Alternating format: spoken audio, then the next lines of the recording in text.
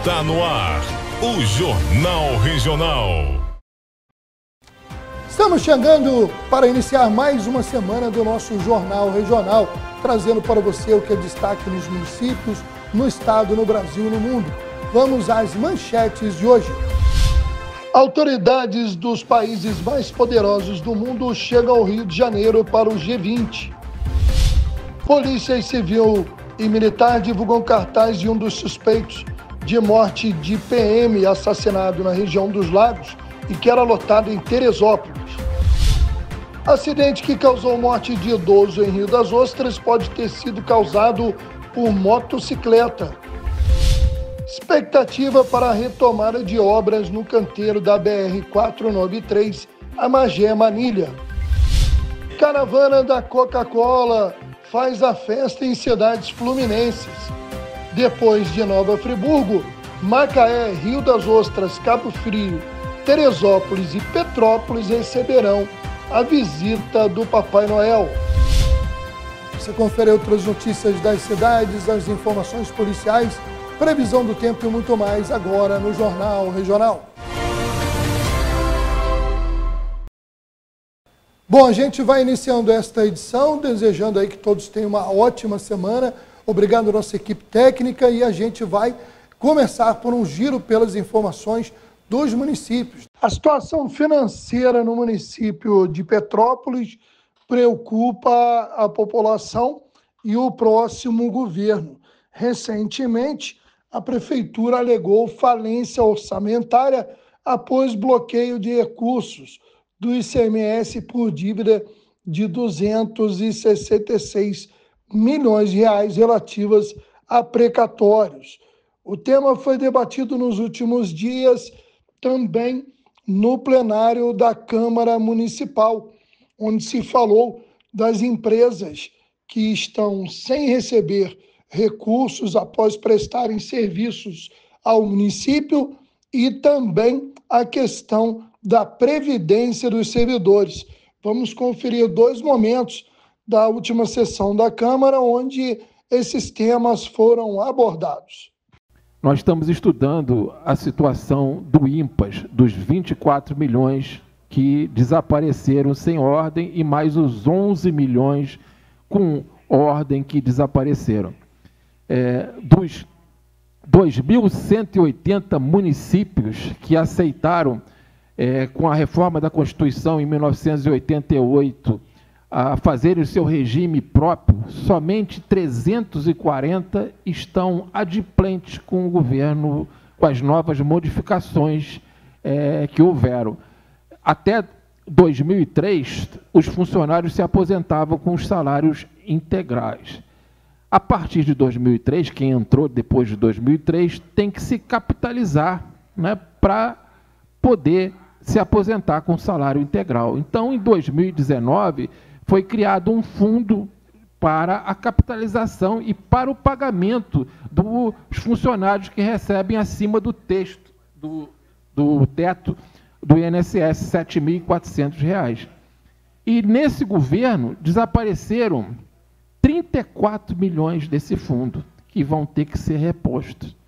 Como é que vai repor esses 34 milhões com juros, correção monetária, numa cidade que não paga os artistas da terra, que não paga o projeto Joãozinho do Cavaco, que não paga os fornecedores, que não paga a merenda escolar, que vai ter que pagar os precatórios, vai ter que continuar pagando e que vão aumentar, porque essas empresas que não receberem vão entrar na justiça e vão cobrar do município. Como é que vai pagar o empréstimo feito pela essa Câmara de 100 milhões de reais? Vai ter que devolver o ICMS recebido a mais. Tudo isso para o próximo governo. Então, nós vamos ter que estudar até medidas como a extinção do IMPAS, volta para o regime próprio da Previdência Social, ou como o governo entrar num plano de recuperação fiscal. É uma batata quente que a gente vai ter como participante do município de Petrópolis estudar. E nós, daqui da Câmara de Vereadores, vamos fazer o nosso papel pelo menos eu, até o dia 31, que sou vereador, para a gente encontrar uma solução e não entregar uma batata quente na próxima gestão. Só queria rapidamente colocar aqui, que eu acabei de receber de um telespectador, está tendo uma manifestação do pessoal da iluminação pública. Focaliza aqui, por favor. Pararam parcialmente uma rua no Quissamã, ali para exigir, né? Ele exige aqui a iluminação pública, salários atrasados, FGTS atrasado e rescisões vencidas, exigimos nossos direitos. Então, está havendo mais esse protesto aqui por parte do pessoal da iluminação pública. Vale lembrar mais uma vez que a Prefeitura de Teresópolis não abre nesta segunda e terça-feira. Isso porque o governo municipal seguiu o governo do estado, que decretou o ponto facultativo devido à realização de cúpula de chefes do estado e também de governo do G20, que acontece na cidade do Rio de Janeiro. Com isso, os órgãos municipais só reabrem ao público no dia 21. Porém, a Prefeitura garante que os serviços essenciais estão sendo mantidos neste período para atender a população. O feriado e ponto facultativo também mexeram com o funcionamento da popular Feirinha do Alto, a Feirate, que funciona de sexta até quarta-feira. Então, esta segunda e terça estará aí aberta para visitação com seus estandes de moda, artesanato e praça de alimentação. O mesmo acontecendo na Feira Teresópolis Artes Manuais, que acontece no Centro de Atendimento ao Turista, no Soberbo. Falando ainda em Teresópolis, a Secretaria Municipal dos Direitos da Mulher promove a partir desta quarta-feira, dia 20, até o dia 10 de dezembro, uma programação voltada para os 21 dias de ativismo pelo fim da violência contra as mulheres, uma campanha mundial que busca conscientizar a população sobre diferentes tipos de agressão contra meninas e mulheres em todo o mundo. Estarão acontecendo palestras e rodas de conversas em escolas, associações de bairro e outros espaços públicos. A campanha começa efetivamente no dia 21, com um evento às 13 horas na Escola Municipal Beatriz Silva, na Barra do Imbuí. Já na sexta-feira, dia 22, será a vez do Hospital São José, em duas oportunidades, às 9 da manhã e às 3 da tarde. Agora a gente muda de região, vai até a cidade de Rio das Ostras para falar do drama dos moradores da Rua Bougainville, no bairro Âncora.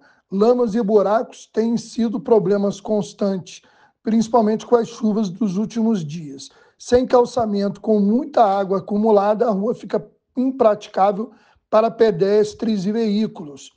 O fato foi denunciado pelo jornal O Dia, que ressaltou que no dia de sol, a poeira invade as casas e na chuva a lama se espalha. Além disso, há dificuldade até no transporte público, já que muitas vezes o mesmo não chega até o local devido às péssimas condições do tráfego de veículos. Aí feito o registro dos moradores da Rua Bougainville, no bairro Âncora, em Rio das Ostras. Na semana passada, Guapimirim realizou seu segundo Fórum de Turismo, que trouxe ao debate a importância de negócios sustentáveis para o desenvolvimento da região. O evento aconteceu na Secretaria de Turismo de Guapimirim e a sustentabilidade foi um dos temas principais, não apenas como tendência no mercado turístico, mas como uma necessidade crucial para o futuro das empresas e da própria comunidade local. Expectativa para na próxima sexta-feira, dia 22, a inauguração ou reinauguração do canteiro de obras da duplicação da BR-493, no trecho que liga Magé a Manilha, em Itaboraí, uma importante parte do arco metropolitano do Rio de Janeiro. A duplicação da BR-493 é uma obra estratégica para a melhoria da mobilidade urbana na região e também faz parte aí de um conjunto de investimentos prometidos. Vamos aguardar. O ministro dos Transportes, Renan Calheiros Filho, é aguardado para a solenidade. E registraram um projeto de incentivo à leitura em escolas que está transformando realidade de alunos de 13 colégios municipais estaduais do estado. Na capital, ainda em São Gonçalo, Itaboraí, Rio Bonito, São João de Meriti, Japeri, Belfor Roxo, Nova Iguaçu, Queimados, São Francisco de Itabapoana e Magé e Cachoeiras de Macacu.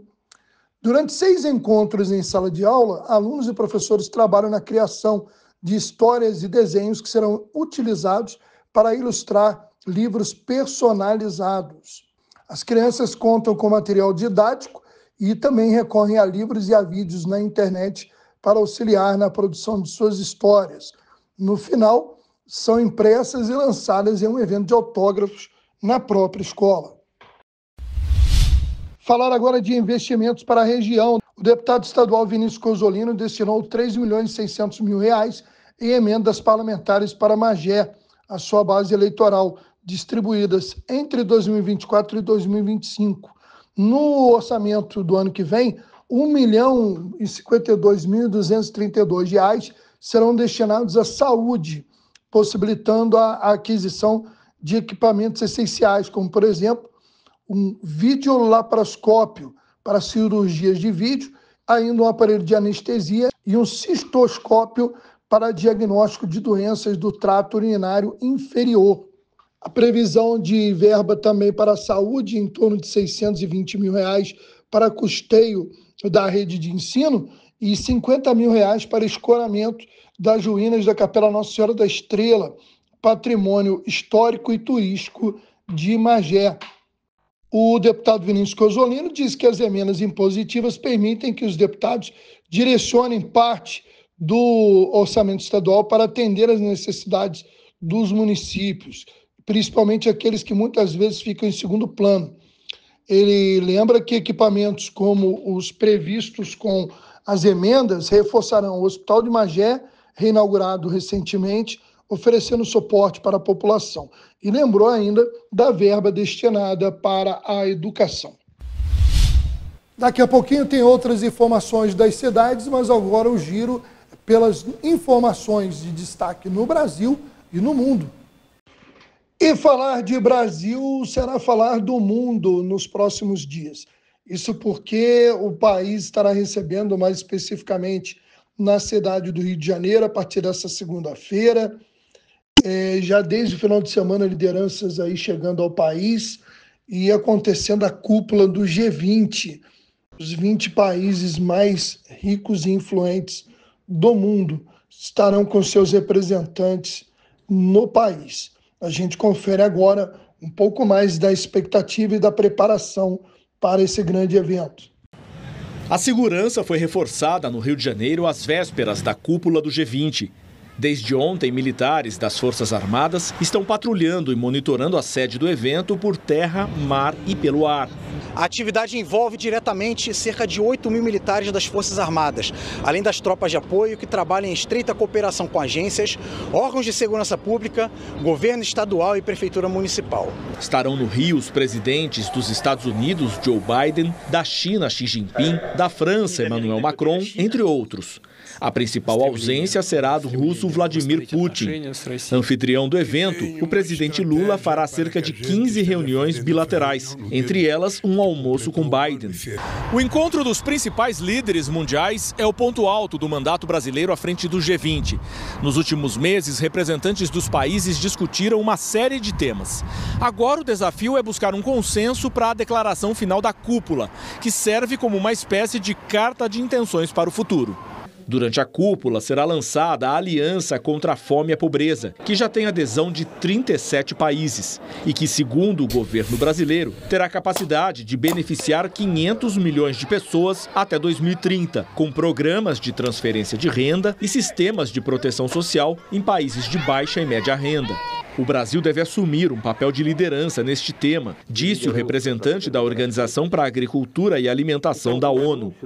É um momento grande que representa a participação da sociedade civil, governos, também aqui os vários países do mundo, com as entidades também aqui, junto com o Brasil, assim como os produtores, os que atuam em cada local como profissionais, como pessoas que estão diretamente ligados a essa pauta do combate à fome. Outro tema de interesse do governo brasileiro é a taxação das grandes fortunas. Um aceno à proposta havia sido definido durante um encontro dos ministros da Fazenda do G20 em julho, mas agora a Argentina informou que é contra a inclusão da ideia no documento final da cúpula.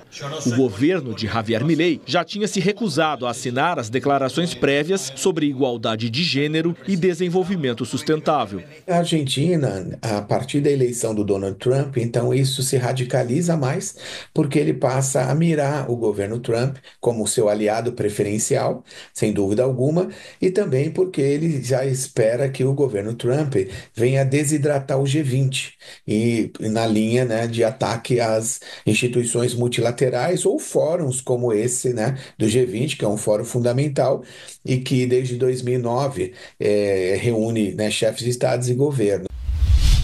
Nas investigações sobre o atentado em Brasília, agentes de segurança do Supremo Tribunal Federal e um policial militar foram ouvidos pela Polícia Federal. Confira mais detalhes. Os depoimentos duraram cerca de 1h30. Os agentes da Polícia Federal ouviram 2 seguranças da Suprema Corte que estavam no local na hora do atentado e um policial militar do Distrito Federal. Foi o PM quem atendeu a chamada da ocorrência. Não houve divulgação do conteúdo dos depoimentos. Ontem a PF ouviu o dono da loja onde Francisco Vanderlei Luiz comprou os fogos de artifício usados no atentado ao STF. O comerciante disse que ele esteve na loja nos dias 5 e 6 de novembro e na segunda vez pediu fogos de artifício mais potentes. Francisco gastou R$ 1.500. Uma câmera de segurança da loja flagrou o momento da compra. Os vídeos foram enviados à Divisão Antiterrorismo da Polícia Federal. O sigilo do celular de Francisco foi quebrado e as informações estão sendo analisadas pelo Instituto Nacional de Criminalística. A polícia já pediu acesso aos dados bancários e fiscal.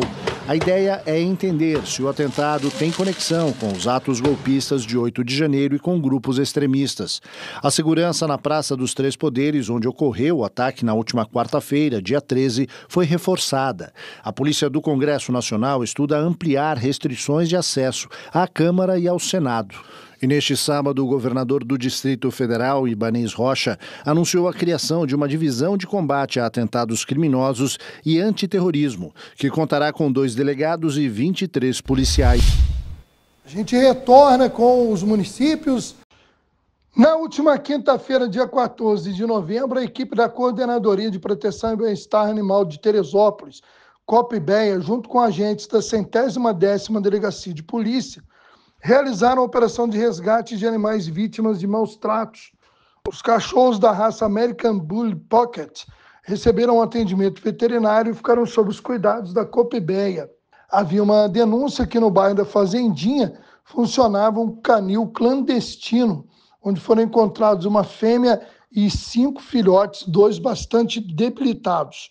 O tutor dos animais foi preso por crime de maus tratos e pela venda ilegal de armas. A coordenadora da COPBEA, Josiane Domingos, ressaltou que o órgão está sempre atento às denúncias e sempre contando com o apoio da Polícia Civil.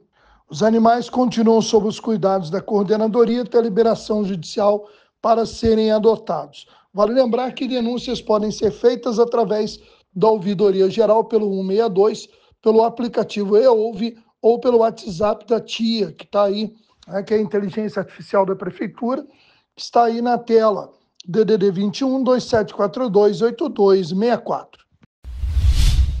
Com o Natal se aproximando, a Coca-Cola já começa a espalhar magia e emoção nas suas tradicionais caravanas de Natal. Em 2024, o tema Desperte Papai Noel que há em você busca, segundo a empresa, fortalecer o espírito natalino, trazendo uma mensagem de união e reflexão. 13 cidades do estado do Rio de Janeiro estarão recebendo o desfile dos conhecidos caminhões iluminados e decorados, que tem também ainda a casa do Papai e da Mamãe Noel, entre outras atrações. Nesse final de semana estavam previstas as visitas a Bom Jardim e Nova Friburgo. Nos próximos dias, terça-feira, a caravana passa às 19 horas por Campos dos Goitacazes. Na quarta-feira, dia 20, no mesmo horário, será a vez de Macaé. No dia 21, também 19 horas, Rio das Ostras. E fechando a região de Baixada Litorânea e Norte Fluminense, na sexta-feira, 19 horas, será a vez de Cabo Frio. Na outra semana, estarão sendo visitadas as cidades de Teresópolis e Petrópolis, na região serrana. A gente chama agora a previsão do clima-tempo para os próximos dias.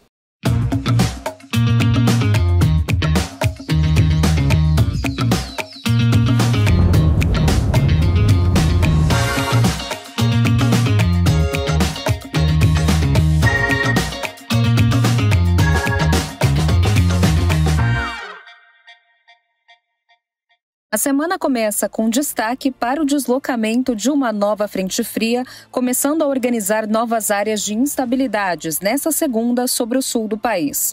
No sudeste do país, semana que começa bem típica de primavera-verão.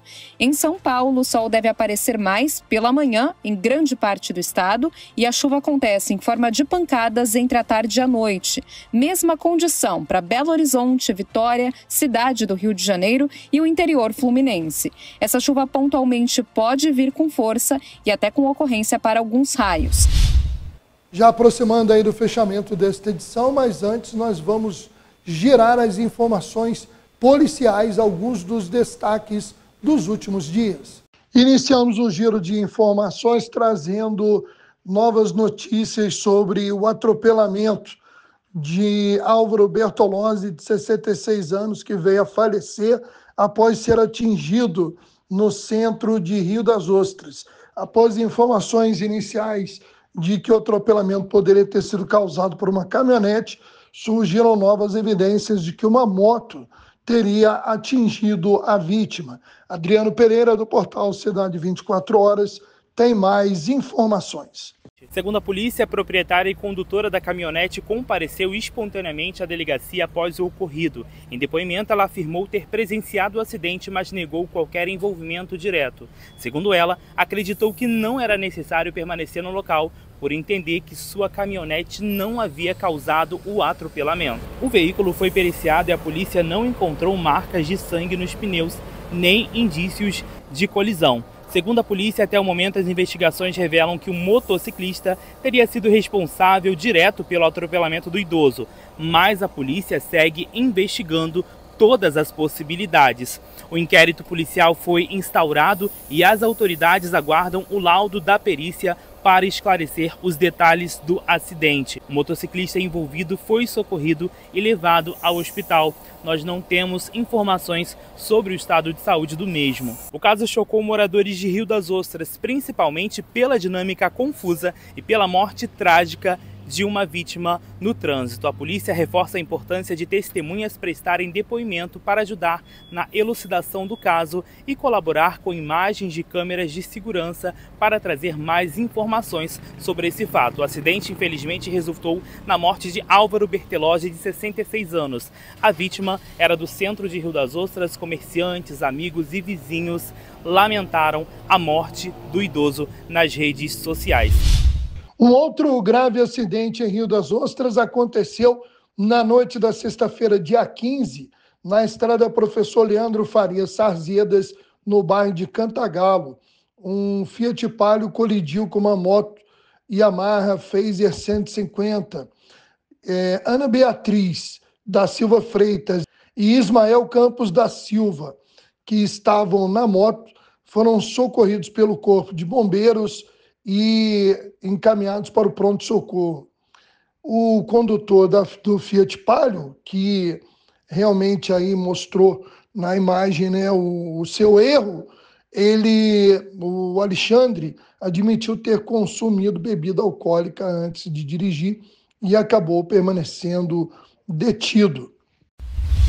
A Polícia Militar de Rio das Ostras prendeu um suspeito de roubar um carro e uma moto em um lava-jato em Rio das Ostras.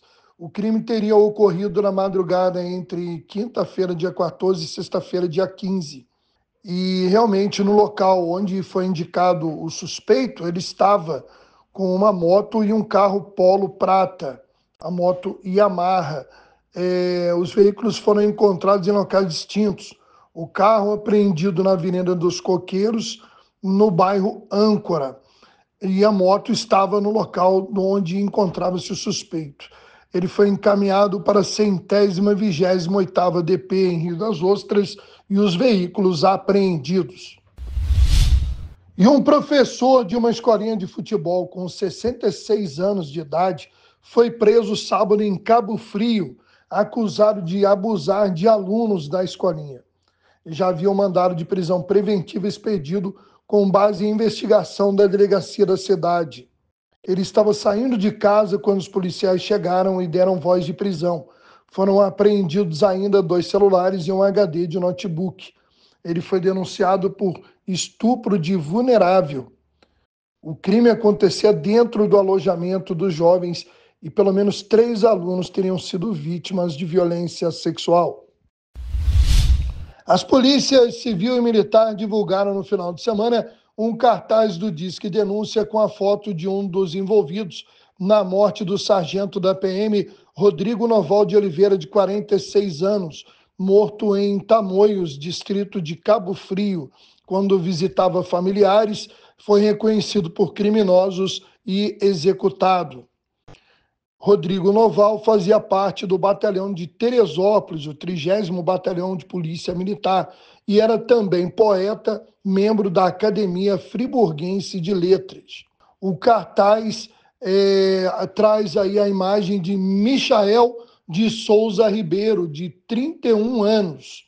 As polícias pedem a quem tiver informação para entrar em contato pelo DDD 21 2263 1177, em total anonimato. Na última quinta-feira, um homem chegou a ser levado para a delegacia de Cabo Frio, suspeito de participação no crime.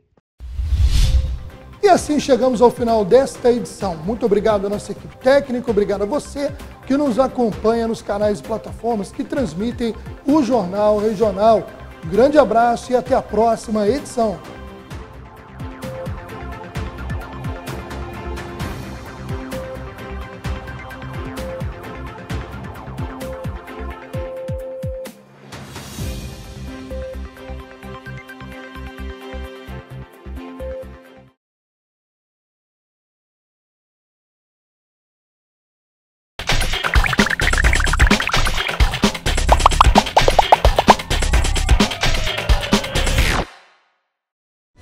Campanha Mundial de Combate à Poliomielite. Paralisia infantil e poliomielite são a mesma coisa, e a única forma de prevenção dessa doença é a vacinação. Todas as crianças menores de 5 anos podem receber a vacina contra a polio em qualquer unidade básica de saúde. A vacina é segura, eficaz e de graça. Nossas crianças merecem um futuro sem polio. Uma ação Rotary INE Fiocruz.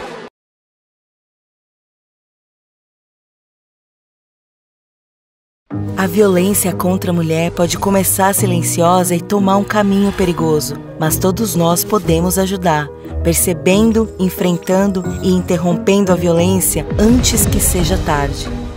Se você sabe de algum caso, acolha a mulher, ligue 180 para se informar e denuncie a violência. Vamos agir, encarar e mudar essa realidade. Feminicídio zero.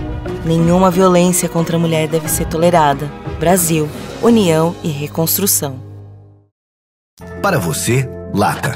Para ele, casa. Para você, pneu usado. Para ele, academia. Para você, garrafa.